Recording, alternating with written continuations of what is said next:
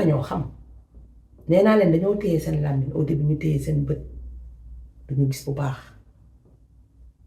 ñu téye seen làmmiñ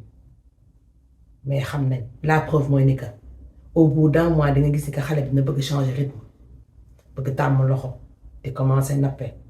2 mois ngeen gis mu changer waat rythme 3 mois koo xamante ne am na capacité wu juger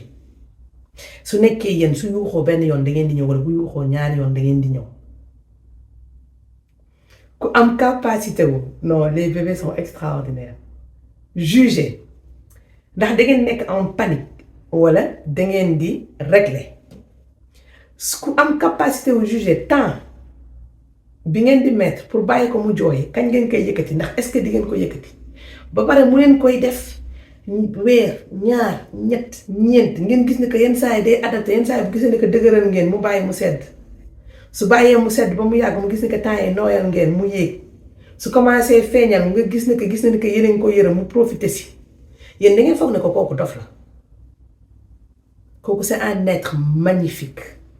qui est doué de raison mais qui est petit et qui est mignon donc yow mi di baay bi yow mi di ndey bi foofu ngay commencer yar foofu da ngay gis déjà à l'hôpital ñu ngi lay jàngal daañu ne la xamal heure bi nga koy jox lii heure bi nga koy jox lale soo ko changé nangam ak nangam dafa war a tëdd dafa war a def lii kon su nekkee ni que nit ki si âge boobu mën nga ko déjà inculquer benn rythme de vie xanaa kon kooku mën nga koo commencer yar